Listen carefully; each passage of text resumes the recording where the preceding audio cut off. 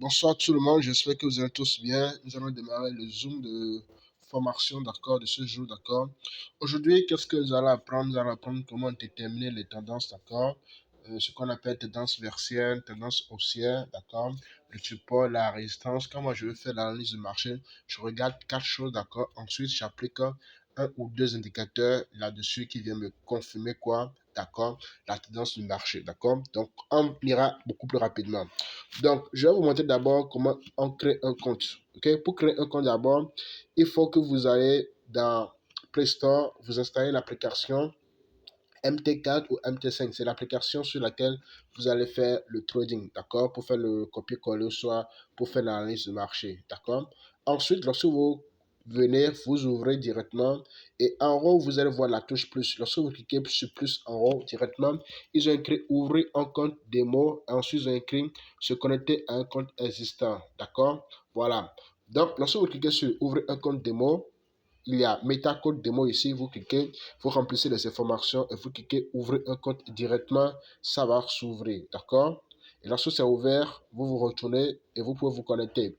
Là où ils ont écrit se connecter à un compte existant, là c'est pour créer un compte réel, d'accord? Pour créer un compte réel, il faut d'abord créer, avoir le lien d'un broker, ensuite venir ici maintenant pour cliquer sur se connecter à un compte existant et ensuite maintenant vous pouvez cliquer, d'accord? Et vous remplissez les informations. Là, ils ont mis le login, c'est l'idée, d'accord? Et le mot de passe, vous mettez directement, vous cliquez sur connecter et c'est fini, ok? Donc voilà, maintenant directement on vient ici, nous sommes dans voilà, ce menu-là, ok? Lorsque vous venez ici, j'ouvre, il y a cotation. Cotation, c'est quoi? Ce sont les paires de devises qui sont ici. Ici, il y a plusieurs paires de devises. L'euro, le JBP, USD, d'accord? NZD, USD, etc. Ce sont les paires de devises. Lorsque on vous envoie un signal et que vous ne voyez pas la paire de devises ici, qu'est-ce que vous faites? Vous cliquez sur plus en haut et vous recherchez la paire de devises. Ça peut être euro, CAD, etc. Vous écrivez, d'accord? Voilà, euro, voilà, euro, CAD. Vous cliquez là-dessus directement et vous défilez vers le bas, ça va vous afficher l'euro CAD en bas. OK? Ensuite, il y a quoi? Ensuite, il y a graphique. Le graphique, c'est là où on part pour faire l'analyse du marché. D'accord? Vous avez fait l'analyse du marché. Ça vous permet de faire quoi? Voilà. Ça vous montre, vous faites votre analyse du marché ici. D'accord? Voilà. Et ensuite, il y a trade. Trade, c'est là où vous allez placer les informations, les signaux, etc. Ensuite, il y a historique. Vous pouvez voir le bénéfice que vous allez faire dans la journée. D'accord? Boîte à lettres, ainsi de suite. OK? Voilà. Maintenant, on vient dans cotation. Cotation euro-USD. Euro-USD, c'est l'euro sur USD, c'est la paire de devises, c'est le ratio entre, d'accord, le prix de l'euro sur quoi? Sur le dollar, d'accord? Et c'est le ratio qui se trouve devant 1,1951, 1,1953. Donc le but c'est d'analyser pour voir quand est-ce que cette paire va monter, quand est-ce que cette paire va diminuer. Il faut savoir que dans le trading, on fait juste deux choses, soit l'achat, soit la vente. Lorsque vous allez faire l'achat, d'accord, c'est à ce moment où le prix du marché va monter vers le haut que ça vous donne des gains. Donc, si ça diminue vers le bas, ça vous donne des pertes, d'accord, lorsque vous êtes en achat. Maintenant, si vous êtes en sell, c'est lorsque le prix du marché descend que ça vous donne de gains, mais contrairement si ça monte, ça vous donne de pertes, d'accord. Donc, nous allons analyser le marché pour voir quand est-ce que nous allons faire l'achat, quand est-ce que nous allons faire la vente, d'accord. Et il y a plusieurs indicateurs qui vont nous montrer cela, ok. Donc ici, je suis sur le marché de l'euro USD, d'accord. Nous allons d'abord déterminer la tendance, ok, la tendance. Et ici, il y a deux types de tendances. Nous avons la tendance haussière et la tendance baissière. Quand est-ce qu'on parle d'une tendance haussière? On parle d'une tendance haussière lorsque, ok, les bougies rouges, non, ici c'est bougies noires, d'accord. Lorsque les bougies noires sont de plus en plus hautes que les bougies noire précédente et que la bougie blanche est de plus en plus haute que la bougie blanche précédente. Là, nous allons parler de tendance haussière, d'accord?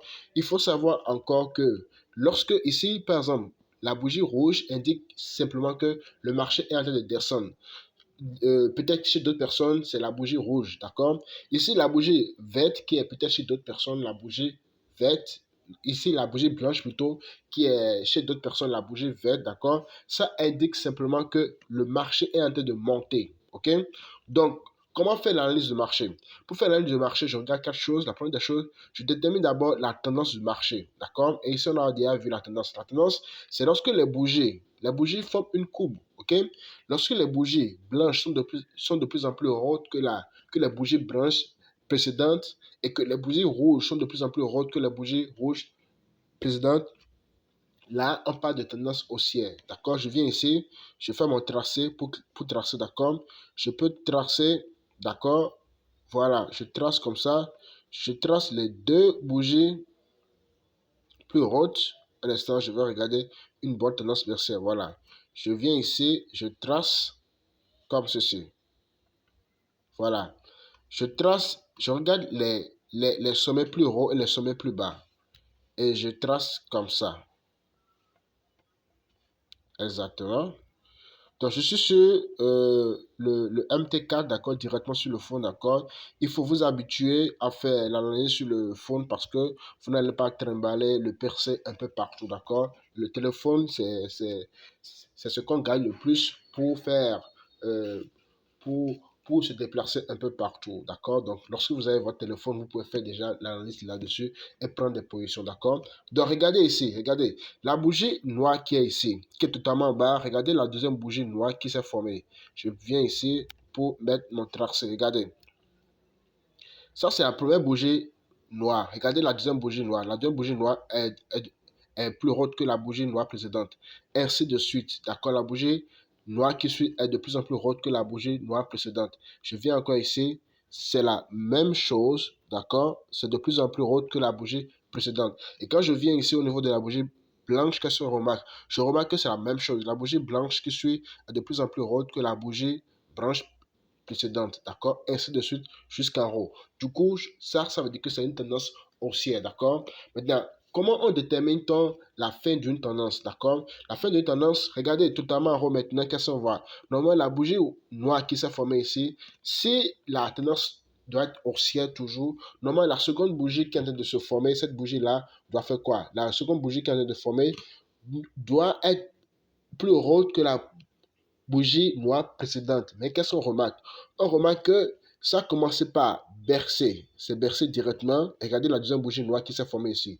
Regardez la troisième bougie noire qui s'est formée ici. D'où ça veut dire que ça veut déjà changer de tendance. On ira voir maintenant la bougie blanche. La bougie blanche aussi, regardez, c'est ici. Et la deuxième bougie blanche, c'est haut. C'est aller plus bas. Ainsi de suite. Donc ça veut dire que ça, c'est la fin de la tendance haussière. Donc c'est comme ça, il faut déterminer, d'accord, la tendance et la fin d'une tendance, d'accord? Voilà.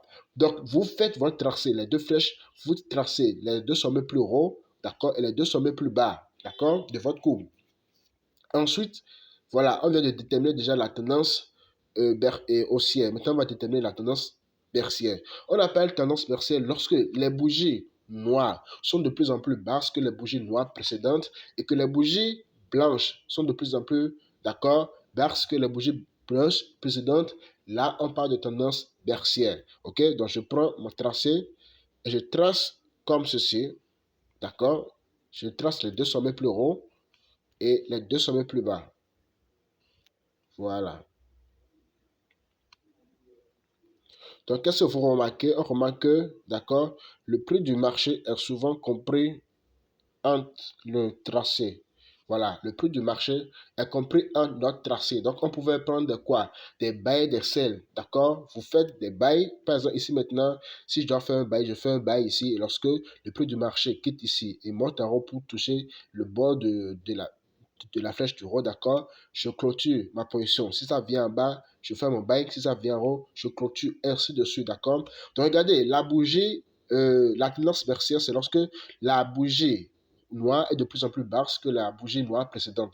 Regardez cette bougie noire qui s'est formée ici, totalement en haut, et regardez la seconde bougie noire suivante, et la troisième bougie noire, la quatrième. D'accord? Ça veut dire que c'est de plus en plus basse que la bougie noire précédente. Regardez la bougie blanche, la même chose, d'accord, de plus en plus basse que la bougie blanche précédente. Du coup, nous allons parler de la tendance baissière là, d'accord? Et la tendance baissière prend fin où? Ici, regardez, normalement si la tendance baissière doit être continue, la prochaine bougie noire qui est en train de se former, d'accord, la prochaine bougie noire qui est en train de se former, ça devait aller plus bas, d'accord? Mais ce n'est plus allé plus bas. Qu'est-ce qu'on voit? On voit que ça a commencé par aller plus haut. Regardez la bougie blanche. D'accord, la bougie blanche, la seconde bougie blanche, elle est plus haut, et reçu de suite. Du coup, ça a venu casser ici. Donc, ça veut dire que ça a cassé. D'accord, ça veut dire que ça a changé de tendance. Donc, c'est comme ça on détermine, d'accord, le début d'une tendance baissière, d'accord, ou soit le début d'une tendance haussière. Et pour déterminer la fin, il faut juste regarder les dernières bougies qui se forment pour regarder si ça suit toujours les normes. Si ça ne suit pas les normes, ça veut dire que c'est en train de changer de tendance. Donc, c'est comme ça on détermine une tendance baissière et une tendance haussière. Maintenant, nous allons parler des supports. Les supports, d'accord, le marché a une mémoire, d'accord, et le marché, d'accord, vient toucher à certains niveaux, d'accord, plusieurs fois avant de casser. Si par exemple maintenant, si c'est une table, table la table, je vais prendre exemple comme c'est un support, d'accord? Si vous prenez un marteau, si c'est une table en vitrine, si vous prenez un marteau, vous tapez une fois, d'accord? Ça va se fissurer une deuxième fois, ça va se fissurer. La troisième fois que vous allez taper, ça va se casser, d'accord? Et ça va aller tout droit vers le bas, d'accord? Ça, on va appeler le support. La résistance, là, c'est ce qui est en haut, c'est un plafond, d'accord? Lorsque vous venez, vous prenez un marteau, vous tapez une fois sur le plafond, une deuxième fois, la troisième fois, ça finit par se casser. Donc, le marché aussi, ça résonne comme ceci, d'accord? Donc, il faut savoir que le marché aussi a une mémoire. Et le marché, il faut déterminer les supports. Pour déterminer les supports, ce sont les zones où le marché est déjà venu frapper deux fois, trois fois, et que le marché n'a pas pu casser, d'accord? C'est à ce moment qu'on détermine le support et la résistance, d'accord? Regardez ici maintenant, je vais déterminer le support et la résistance. Ok? Totalement en haut ici, je vois que c'est le support parce que le prix du marché était venu totalement en haut ici, mais ça n'a pas pu casser. Et c'est venu totalement en bas et ça n'a pas pu casser le bas. D'accord? Donc, voilà le support ici à 1.19, d'accord? Et la résistance en haut, c'est 1.19 fois 8, soit 1.20, d'accord? Ça, c'est la résistance. Donc, lorsque vous testez votre résistance, il faut savoir que lorsque le marché a une mémoire, le marché vient tester, d'accord, le même niveau, ok? Mais lorsque le marché va tester le même niveau, une fois, deux fois, la troisième fois où ça va venir, ça va se casser. Donc ça là, c'est vraiment important de comprendre cela, d'accord? Et de savoir lorsque vous voyez que le prix du marché vient à un niveau une fois et que ça n'arrive pas à se casser et que ça monte encore, ça va venir encore toucher le même niveau encore une seconde fois et ainsi de suite jusqu'à, c'est la troisième fois ça va venir, il faut savoir que ça va se casser. Donc, comme vous avez déjà prédit que ça va se casser, vous pouvez déjà prendre votre trade d'avance, soit un buy, soit un sell, ça dépend si c'est le support ou c'est sur la résistance, d'accord? Donc, c'est comme ça qu'on détermine le support et la résistance. Donc, après ça, qu'est-ce qu'on va déterminer? Nous allons voir directement maintenant, on va parler du RSI, d'accord? Le RSI ici, c'est quoi? C'est un indicateur qui nous montre le niveau de surachat, le niveau de survente. Il faut juste comprendre que lorsque le RSI, c'est à 20, d'accord? Il faut faire un achat, d'accord? Regardez, je suis sur le RSI ici. Lorsque c'est à 20, il faut faire un achat. Donc, je viens ici. Lorsque c'est à 20, la coupe c'est à 20, il faut faire un achat. D'accord? Lorsque c'est à 70, il faut faire une vente. 70-80, il faut faire une vente. C'est tout ce qu'il faut comprendre. Lorsque le RC nous vient nous confirmer, d'accord, que c'est à 20, que c'est à 20, il faut faire un achat. Ça veut dire qu'il faut s'apprêter pour faire un achat. C'est ça que le RC nous demande, d'accord, de s'apprêter pour faire un achat. Mais lorsque ça nous a dit de nous apprêter pour faire l'achat, d'accord, ça ne veut pas nous dire de faire l'achat là tout de suite, non. C'est à vous de regarder au niveau du marché, de faire l'analyse du marché ou au niveau de la tendance quand est-ce que la tendance va prendre fait exactement. Donc ça prend fait lorsque la tendance haussière là, si c'est une tendance haussière, on sait que les bougies, les deux bougies, d'accord, rouges ou vertes ou blanches ou noires qui est en train de se former, doit aller de plus en plus haute. Si ce n'est pas le cas, ça veut dire que c'est en train de changer déjà de tendance. Et du coup, là, ça confirme que c'est là qu'il faut prendre l'ordre. D'accord? Par exemple, ici maintenant, regardez, totalement en bas ici, c'est à 20, d'accord? Et lorsque c'était à 20, ils ont mis 18, bon, là où j'ai mis la flèche, d'accord, le tiret plutôt, d'accord? Donc, c'est à 20. Donc, lorsque c'est à 20, regardez ici, c'est à partir de ce moment que la coupe a commencé par monter. Si je prends la flèche et que je tire comme ça vers le haut, ok, je vois que tout droit que c'était ici, il fallait faire le bail. Ici, ça, le RC est à 18, donc ça veut dire qu'on devait faire un bail. Et ici, lorsque la personne vient ici, il voit que vraiment que le bail a commencé ici et c'est allé en haut. Et celui qui a fait déjà son tracé, il voit que la tendance baissière s'est terminée ici et que ça a commencé une tendance haussière. Donc ça veut dire que le RSI vient nous confirmer cela. Mais le RSI nous disait que, attention, qu'il a un achat qu'on doit s'apprêter à faire. Mais au niveau du graphique, d'accord, au niveau de la tendance baissière, on a vu que c'était une fin. Donc là, ça confirme que c'était le bon moment pour rentrer, d'accord, sur le trade, d'accord. Donc c'est comme ça, il faut faire l'analyse de marché. Il faut d'abord déterminer, d'accord, la tendance. Il a deux types de tendances, tendance baissière, tendance haussière, d'accord. Après ça, il a la tendance, non, après ça, il faut déterminer le support et la résistance. Ensuite, il faut appliquer le RCI. Le RCI, c'est soit lorsque ça vient à 20, il faut faire un achat. Lorsque ça vient à 70, 80, ça veut dire que de nous apprêter pour faire une vente, d'accord? C'est ce que le RCI nous demande de faire ça, d'accord? Donc voilà comment faire les analyses du marché, ok? Donc lorsque vous venez ici, par exemple, je clique sur, je pars dans cotation, je pars dans Euro USD. Lorsque je pars dans Euro USD, si je veux placer des ordres, je clique sur nouvelle réaction. Lorsque vous faites votre analyse de marché et que vous voulez placer les ordres, vous venez ici, vous cliquez sur nouvelle réaction directement. Ok, ici en haut, il y a exécution immédiate, il y a les lots, d'accord, 0, 1, moins, voilà. Là, ils ont écrit moins là, ça veut dire que vous pouvez diminuer, d'accord? Comme vous pouvez augmenter.